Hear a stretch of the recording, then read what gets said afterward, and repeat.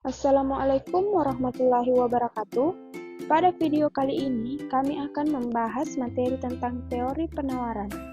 Sebelum masuk materi, perkenalkan kami dari Program Studi Ekonomi Syariah Kelompok 5 yang terdiri dari Wanda Wulandari atau saya sendiri, Ferdiansyah, Nurinda Haji Zainal, dan Arya Dewangga.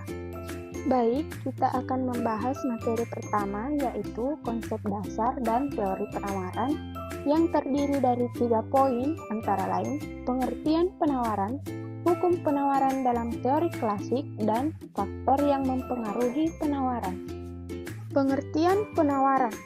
Penawaran atau supply dalam ilmu ekonomi adalah banyaknya barang atau jasa yang tersedia dan dapat ditawarkan oleh produsen kepada konsumen pada setiap tingkat harga selama periode waktu tertentu.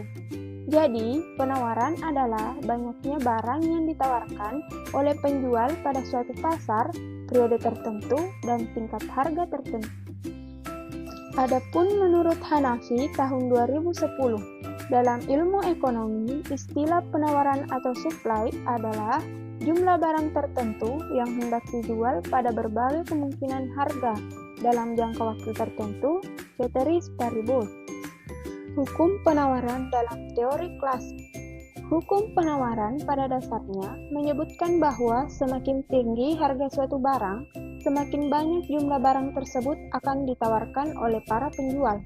Sebaliknya, semakin rendah harga suatu barang, maka semakin sedikit jumlah barang yang ditawarkan. Menurut Mankil tahun 2007, hukum penawaran ada pada saat harga pasar telah mencapai batas seimbang antara kuantitas barang atau jasa yang diminta dengan kuantitas barang atau jasa yang ditawarkan yang disebut sebagai equilibrium.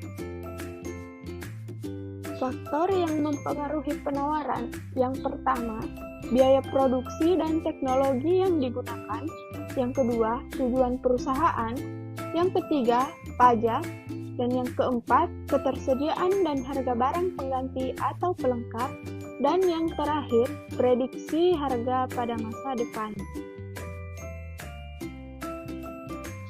Hukum penawaran Islam terbagi menjadi 3, yaitu hubungan antara jumlah barang yang ditawarkan dengan harga barang. Yang kedua, perbedaan antara penawaran dengan jumlah penawaran. Dan yang ketiga, perubahan pada variabel lain.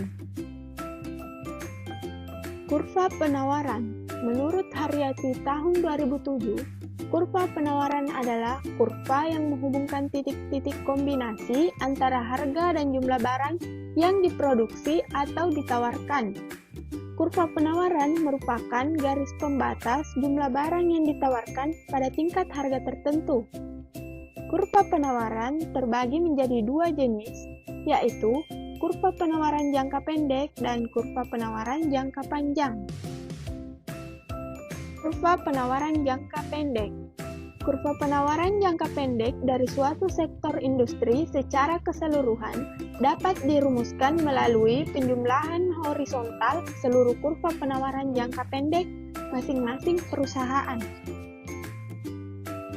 Kurva penawaran jangka panjang terdiri dari industri skala biaya konstan, industri skala biaya menaik, dan industri skala biaya menurun.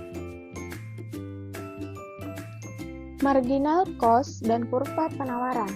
Dalam jangka pendek, perusahaan akan memaksimalkan labanya dengan memilih jumlah output, yaitu harga sama dengan marginal cost, selama tingkat harga tersebut lebih besar dari nilai minimal biaya variabel rata-rata atau average variable cost.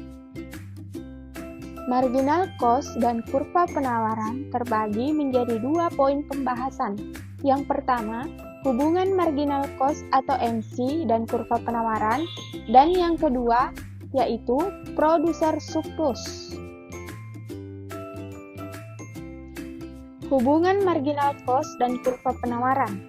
Menurut Akarin tahun 2003, meskipun harga lebih kecil dibandingkan dengan ATC, perusahaan lebih baik tetap menjual outputnya karena pada tingkat harga tersebut perusahaan mampu membayar AVC-nya.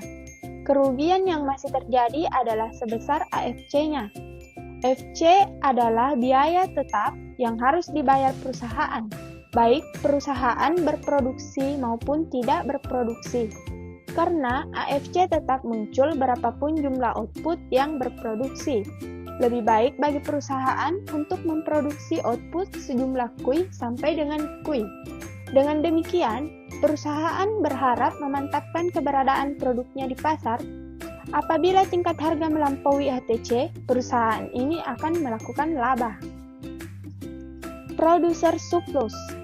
Selisih antara total revenue dengan total variable cost disebut producer surplus atau quasi rent, menurut Sodono Sukirno.